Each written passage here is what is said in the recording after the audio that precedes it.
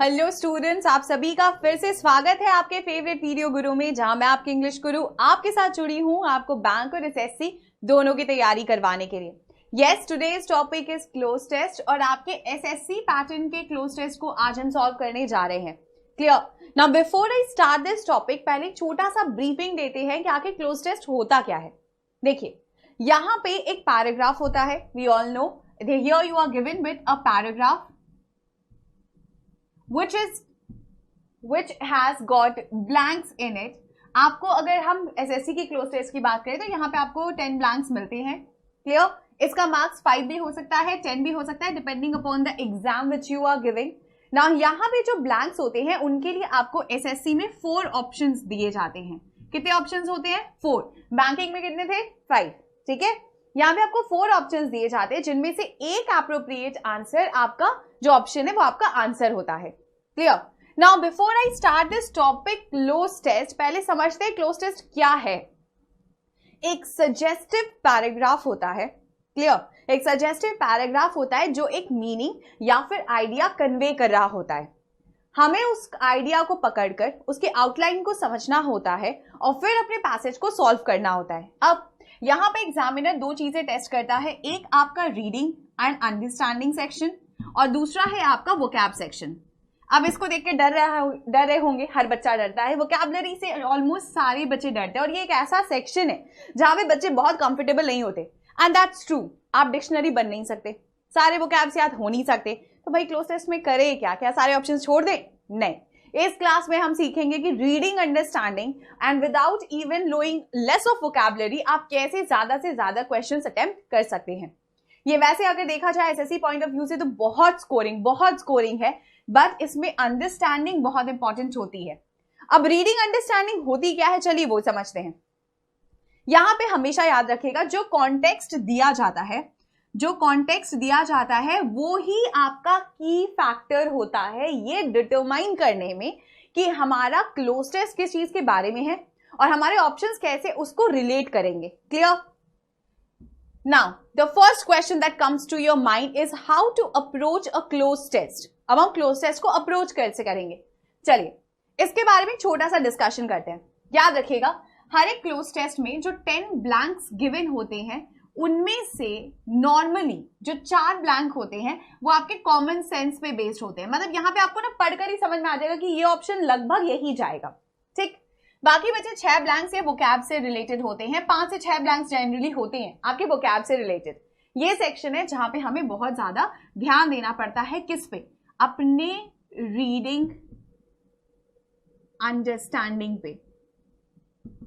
Now what do you understand by the term reading understanding? अब इस चीज को थोड़ा सा इलैबोरेट करेंगे। याद रखिएगा, यहां पे जो कॉन्टेक्स्ट दिया जाता है वहां पे कोई भी आंसर अगर आप दोगे तो किसके पॉइंट ऑफ व्यू से दोगे? ऑथर के पॉइंट ऑफ व्यू से। यहाँ पे आप क्या वो पैसेज को सोच के पढ़ रहे हैं, क्या समझ रहे हैं, उसे हमारा कोई लेना देना नहीं होता। अब आप बोलोगे ये कैसी चीज हो गई? हाँ, यही चीज है। ठीक है, यहाँ पे हमारी अंडरस्टैंडिंग का कोई वैल्यू नहीं होता। यहाँ हमारे जितने आंसर होंगे वो किसके अकॉर्डिंग होंगे? हमारे ऑथर के पॉइंट ऑफ व्यू से दिए जाएंगे। अब ऑथर का पॉइंट ऑफ व्यू वैरी कर सकता है, हो सकता है जो चीज हम सही समझते हैं वो ऑथर इस पैसेज में गलत समझ रहा हो। चलिए कुछ एग्जाम्पल लेते हैं। अगर हम आपसे सिंपली पूछे कि पॉपुलेशन कंट्रोल होगा या पॉपुलेशन प्रमोशन होगा, तो आपके दिमाग में सीधी सीधी चीज पॉपुलेशन के साथ क्या जाएगी कि हमें पॉपुलेशन को कंट्रोल करना चाहिए। यस और नो, दिमाग में यही आएगा। सही चीज है। 2015 एसएससी सीजीएल में जो क्वेश्चन आया था वहां दिया हुआ था कि पॉपुलेशन को प्रमोट करना है। उस पूरे पैसेज में पॉपुलेशन प्रमोशन था। बच्चे कंफ्यूज हो गए क्योंकि उनका दिमाग में रहता है पॉपुलेशन कंट्रोल, तो ऑप्शंस वो उसी से रिलेट कर रहे थे। एक्चुअली फर्स्ट स्लाइड में लिखा हुआ था कि population control is not an effective measurement to measure the economy of a state. मतलब किसी भी स्टेट की इकोनॉमी मेजर करने के लिए जरूरी नहीं है कि वहां का पॉपुलेशन को कंट्रोल ही करवाया जाए, प्रमोट भी करवाया जा सकता है। और ये सही है। हमारी जैसी लार्ज पॉपुलेटेड कंट्री जो है, जैसे कि आपकी इंडिया हो गई, चाइना हो गई, अगर ये पॉपुलेशन कंट्रोल करवाए तो भाई समझ आता है, हमें बचपन से खैर वही पढ़ाया है ना। बट जितनी छोटी कंट्रीज है जैसे कि आपकी थाईलैंड, मलेशिया, कुआलालंपुर, जिनके पास मैन पावर कम है, ये कंट्रीज क्या करती हैं? ये पॉपुलेशन को प्रमोट करवाती हैं। अब बच्चे क्या कंफ्यूज हो गए थे, वो कंफ्यूज हो गए थे कंट्रोल या प्रमोशन में, क्योंकि 2 ऑप्शन कंट्रोल के फेवर में थे, 2 ऑप्शन प्रमोशन के फेवर में थे, राइट। सो इसका मतलब क्या है कि जब हमें ऐसा कोई पैसेज दिया जाए तो पहले की 2 या 3 लाइन को बहुत ज्यादा ध्यान से सुनिएगा। ऑलवेज रिमेंबर कि first 2 to 4 lines will set the tone of the passage. ये टोन ऑफ द पैसेज क्या होता है, this will give you a brief idea of the passage. Clear. अब अगर हम आपसे पूछे कि अनएम्प्लॉयमेंट अच्छा है या बुरा है, क्या ये कहने की जरूरत है बुरा है, बहुत बुरा है, लेकिन नहीं, कुछ इकोनॉमिस्ट मानते हैं कि अनएम्प्लॉयमेंट अच्छा होता है। जैसे मान लीजिए कि अगर किसी कंट्री में इन्फ्लेशन बहुत ज्यादा हो रहा है तो कुछ इकोनॉमिस्ट का कहना है कि काम करिए, आप वहां की जनता को अनएम्प्लॉयड कर दीजिए। ठीक। अब आप सोचिए इसका लिंक कैसा है। अगर आपके पास एम्प्लॉयमेंट नहीं है तो आपके पॉकेट में क्या नहीं आ रहा है, पैसे नहीं आ रहे। अगर पैसे नहीं आ रहे तो आप क्या नहीं कर सकते, आपको चीजों की जरूरत नहीं महसूस होगी, है ना, मन मार लेंगे। इसका मतलब आप कहाँ नहीं जाएंगे, आप मार्केट में नहीं जाएंगे। अगर मार्केट नहीं जाएंगे तो डिमांड नहीं करेंगे, डिमांड नहीं करेंगे तो चीजों के दाम नहीं बढ़ेंगे, और चीजों के दाम नहीं बढ़ेंगे तो इन्फ्लेशन नहीं होगा। सो बहुत सारी इकोनॉमीज में ये माना जाता है कि अगर आपको पॉपुलेशन मतलब अनएम्प्लॉयमेंट को या इन्फ्लेशन को कंट्रोल करना है तो वहां की जो जनता है उसे अनएम्प्लॉयड कर दीजिए। यहां पे हम क्या समझ रहे हैं कि हमारा जो आंसर होगा वो किसके अकॉर्डिंग हो रहा है, मेरे ऑथर के अकॉर्डिंग हो रहा है, राइट। ये तो था आपके रीडिंग अंडरस्टैंडिंग पे बेस, मतलब आपके 2 से 4 लाइन आपके पैसेज का टोन सेट कर देंगे।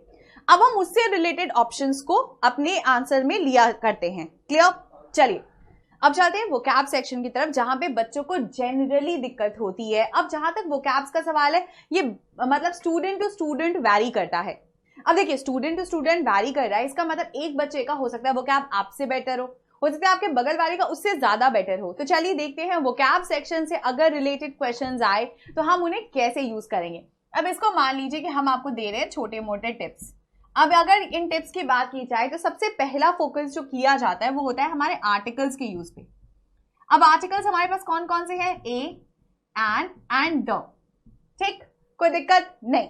अब देखो मान लो हमने यहाँ पे एंड लिखा और यहाँ पे आपके पास एक डैश था जो आपका क्लोज है, आपके दिमाग में क्या गया, वोवेल गया ना। हमारे दिमाग में भी ये आता है, हर बच्चे के दिमाग में आता है। लेकिन मान लीजिए आपके जितने भी गिवन ऑप्शंस हैं उनमें वोवेल्स हैं ही नहीं, मतलब आपका जो स्टेटमेंट है ए, ई, आई, ओ, यू का जो वर्ड है इनसे स्टार्ट होने वाले वर्ड्स ही नहीं है। बट इसकी जगह पे आपको एक ऐसा मतलब आपका मिला है वोकैब जिसमें वोवेल साउंड है, मतलब इनमें से किसी का साउंड है, तो इसका मतलब वही आंख बंद करके मार्क कर दीजिएगा, वही आपका आंसर होगा। Is that clear? In the same वे हम ऐसा बोल सकते हैं कि अगर यहाँ पे हमारे पास कोई नाउन है तो नाउन का डिस्क्राइबिंग वर्ब कौन सा होता है, एक एडजेक्टिव। मतलब हमारे ऑप्शन में गिवन जो भी वर्ड उस नाउन को डिस्क्राइब कर रहा होगा नेगेटिव पॉजिटिव मीनिंग को कोरिलेट करके, वही मेरा आंसर होगा। यस और no? In the same way अगर हम बोल रहे हैं कि मान लीजिए मेरे सेंटेंस का टोन ही पास्ट टेंस है तो जो उसका एक्शन होगा वो भी तो उसी टेंस में होना चाहिए। तो टेंसेस हो गया, आपका एलिमिनेशन हो गया, ये सारी चीजें बहुत हद तक यूज की जाती हैं हमारे पूरे स्ट्रक्चर देने में, मतलब वोकैब्स को। अब कई बार बच्चे 2 तरह की बातें करते हैं। अब हम आपको एक सिंपल सा केस दे रहे हैं, हम आपको स्टूडेंट बना रहे हैं, आपका जो एग्जामिनेशन पेपर है वो हम सेट कर रहे हैं। 2 टाइप के क्वेश्चन दे रहे हैं। एक क्वेश्चन हमने बनाया है असीफा के ऊपर। You remember the little girl और the 8-year-old little girl who was raped and abducted in Jammu and Kashmir. हमने जब उसके ऊपर आपको एक क्लोज टेस्ट दिया तो ये क्लोज टेस्ट आधारित है बहुत सारे वोकैब्स के साथ। ठीक, पार्ट 1। पार्ट 2 में क्लोज टेस्ट है जो कथकली एक ऐसा डांस फॉर्म है जो धीरे धीरे इंडिया से फेड हो रहा है और हम उसके हेरिटेज को प्रिजर्व नहीं कर पा रहे। ये दूसरा क्लोज टेस्ट है। अब आपके पास 2 टाइप के क्लोज टेस्ट है। देखा जाता है कि बच्चे जनरली जिस टॉपिक के बारे में अवेयर होते हैं, उसमें वोकैब न जानते हुए भी वो बच्चे ज्यादा मार्क करते हैं। अब जहां तक असीफा का सवाल है, आपने उनके बारे में चाहे न्यूज़पेपर्स हो, चाहे आप फेसबुक लाइव हो या इंस्टा पे स्टोरीज के थ्रू आपने पढ़ा है, आप जानते हैं वो सीरीज ऑफ इवेंट्स क्या क्या थे। क्या उसको रिलेट करना डिफिकल्ट है? नहीं। दिक्कत कब होती है? जब हम कथकली एक ऐसे डांस फॉर्म के बारे में बात कर रहे होते हैं जिसके बारे में हमें सिर्फ इतना पता है कि उसका ओरिजिनेशन कहां पे है या फिर वो कैसा डांस फॉर्म है, और आप क्या जानते हैं? नहीं ना। ऐसे केसेस में देखा जाता है अवेयरनेस, मतलब अगर आपका अवेयरनेस भी किसी टॉपिक के बारे में है तो बिना वो क्या आप जाने भी आंसर्स किया जा सकता है। और कुछ हमारा जनरल रीडिंग कंसेप्शन है। जैसे अगर हम मान लीजिए आपसे पूछते हैं कि ओजोन लेयर में डिप्लीशन हो रहा है या डेप्रिसिएशन हो रहा है, दोनों का मीनिंग घटना है, आपका आंसर क्या होगा? ओजोन लेयर डिप्लीट हो रहा है ना, डिप्लीशन। डेप्रिसिएशन क्यों नहीं बोला भाई? बचपन से पढ़ते आए मैम, क्यों बोलेंगे, है ना?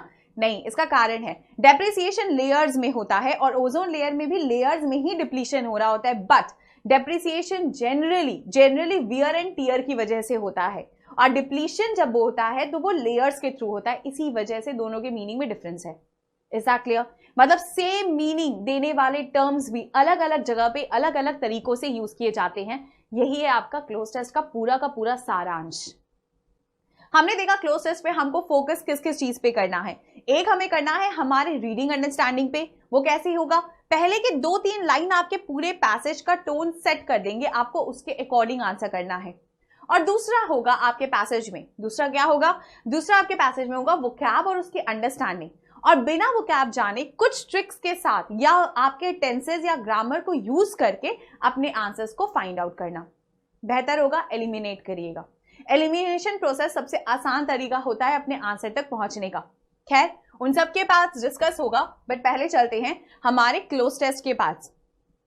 यहां पे आपको हर एक सेंटेंस को लिंक करना होगा। कहानी तो है, एक स्टोरी तो पढ़ रहे हैं, सारी सेंटेंसेस एक दूसरे से लिंक्ड होते हैं। Always remember it is a passage, so the sentences are linked to one another. दूसरा, never treat a sentence as an individual one. किसी सेंटेंस को इंडिविजुअल मत ट्रीट करेगा, नहीं तो मीनिंग डिफर कर सकता है। पैसेज के अकॉर्डिंग उसको लेके चलना है ना?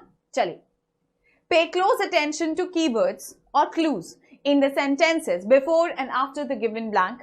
Focus on noun, articles, adjectives, जो अभी हमने आपको बताया। एलिमिनेट ऑप्शंस हमारा फेवरेट है। हमेशा जो सबसे एंटोनिम और सिनोनिम जैसे ऑप्शंस होते हैं, जो ऑप्शन बिल्कुल नहीं चाहेंगे पहले उन्हें हटा दीजिए, फिर जो बच जाते हैं उनको सेंटेंस के साथ दोबारा पढ़िए, क्लूज को आइडेंटिफाई करिए या दिमाग में बिठा के रखिए और फिर जाइए अपने आंसर की तरफ। हो सकता है आप सही हो जाएं। अच्छा, ऐसा भी हो सकता है कि आपके पास 2 ऑप्शन हो गए, दोनों के सेम मीनिंग, और अब आपको लग रहा है ये बिठाऊं या ये बिठाऊं। स्किप करना है। क्या करना है? स्किप करना है। इसमें ज्यादा चांसेस होते हैं आपकी गलती हो जाए। ठीक है, चलिए, ये हमारा ट्रिक। चलिए आगे बढ़ते हैं। The next is check the tone of the passage. Very important. Cloze test भी जैसे हम रीडिंग कॉम्प्रिहेंशन पढ़ते हैं, बिल्कुल वैसे ही क्लोज टेस्ट भी एक पैटर्न को लेके चलता है। टोन वो हो सकता है नेगेटिव हो, क्रिटिकल हो, सरकास्टिक हो, ह्यूमरस हो, या सिर्फ एक स्टोरी टेलिंग पैसेज हो। हर एक पैसेज का स्पेसिफिक टोन होता है जो आपको आइडेंटिफाई करना है। इससे क्या होता है? वोकैब को आंसर करने में ज्यादा आसानी हो जाती है। नेक्स्ट, अब हमारे पास एक स्टेटमेंट है। हम आपके पास आंसर देंगे, पर उसके पहले आपको एक स्टेटमेंट दे रहे हैं।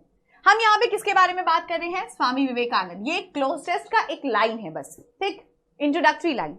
Was a great Indian, comma a dash. Swami Vivekananda was a great Indian, comma a dash. ठीक, अब आपके ऑप्शंस हैं patriot, scholar, philosopher, spokesperson and story teller. Swami Vivekananda story teller तो नहीं थे, वो पेट्रियट थे, फिलोसोफर थे, स्कॉलर थे, स्पोक्सपर्सन वो भी थे। अब आंसर क्या होगा? है ना, दिमाग में क्या आता है कि वो जनरली हमारे को अगर इंडियन में किसी से पूछेंगे तो वो बोलेंगे वो वेरी गुड फिलोसोफर। उनकी फिलोसफीज हर जगह जानी जाती थी। इनफैक्ट कुछ इंडियंस बोलेंगे वो बहुत अच्छे स्पोक्स पर्सन थे। अलग अलग फोरम पे, इंटरनेशनल जगहों पे उन्होंने बहुत अच्छे से स्पीचेस दी हैं अपनी कंट्री को रिप्रेजेंट करने के लिए, हमारी यूनिटी और स्ट्रेंथ दिखाने के लिए, है ना। लेकिन इस सेंटेंस में वो क्या है? इस सेंटेंस में स्वामी विवेकानंद क्या है?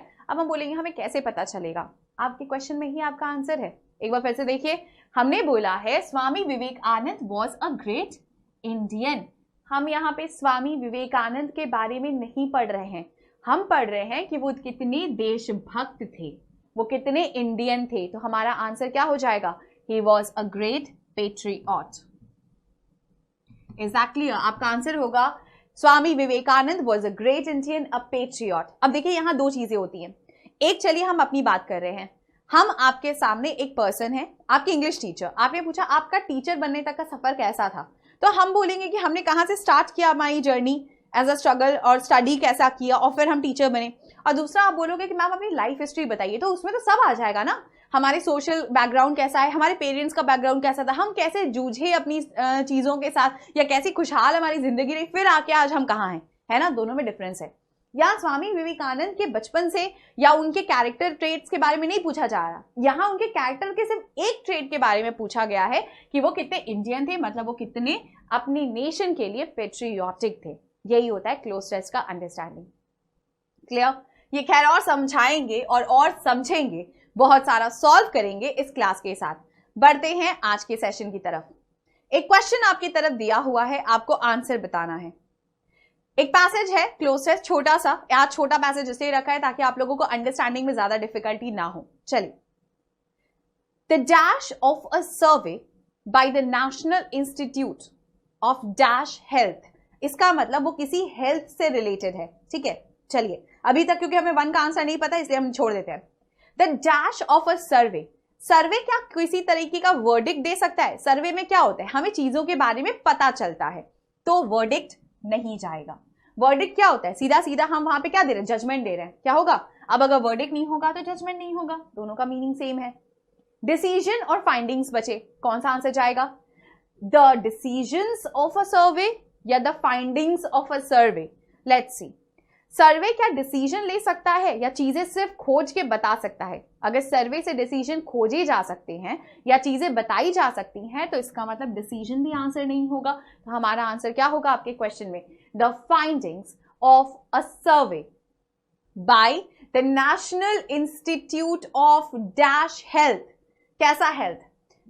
स्पिरिचुअल हेल्थ होगा क्या? स्पिरिचुअल नहीं होगा। सोशल हेल्थ होता नहीं, तो ये दो ऑप्शंस हट गए। अब बचा हमारे पास फिजिकल या फिर mental.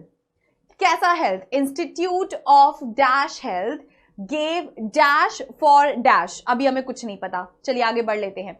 According to this survey about 14 million people are affected with dash mental, okay you are talking about mental sickness, है ना, जिसको हम क्या कहते हैं? ल्यूनाटिक, पागलपन वाले लोगों की बात हो रही है जिनको हम मेंटली इल बोलते हैं। अच्छा, अब जाके आंसर मिला 2 का। अब तक तो हमें से 1 का आंसर मिला था। चलिए 2 पे देखते हैं, तो इसका मतलब आंसर क्या हो जाएगा 2 में? फिजिकल हेल्थ तो होगा नहीं, हम किसकी बात कर रहे हैं? मेंटल हेल्थ की। तो हमारा सेकंड ब्लैंक का आंसर भी मिल गया। आंसर क्या हो जाएगा? Mental health.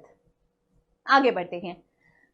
The findings of a survey by the national institute of mental health give dash for dash. Give food होगा, फाइंडिंग्स में फूड मिलता है नहीं, है ना, तो आंसर क्या होना चाहिए बताइए? आंसर हो जाएगा गिव कॉज। पर्पस और सपोर्ट तो हो ही नहीं सकता, ये भी आपके इनअप्रोप्रिएट वर्ड्स हैं, तो क्या हो जाएगा? गिव कॉज फॉर क्या? फियर। फाइंडिंग से फियर आएगा आपके सर्वे में? आपने जो खोजा क्या उससे आपका डर बैठेगा? नहीं। डिससैटिस्फैक्शन? नो। बचा डिसकंटेंट और अलार्म। क्या होगा? ये आपको एक तरह से आगाह कर रहा है। हम कहते हैं ना कभी कभी कि विमेन एम्पावरमेंट पे प्रेशराइज करने की जरूरत है। क्यों? क्योंकि यहाँ पे विमेन के ऊपर क्या हो रहा है? दबाव समाज से बढ़ाया जा रहा है। तो ये क्या है? ये एक तरह का अलार्म है। तो आंसर यहाँ भी क्या होगा? अलार्म होगा। हम बोल रहे हैं the findings of national of the survey by the national institute of mental health give cause. ये बन रहा है वजह किसके लिए? For alarm. According to this survey, about 14 million people in India are affected by what? By what? By dangerous mental? Mental health क्या dangerous होती है? नहीं। Strong होगा नहीं। Fatal मतलब life taking, तो आंसर क्या होगा? By serious mental क्या? Mental क्या होगा?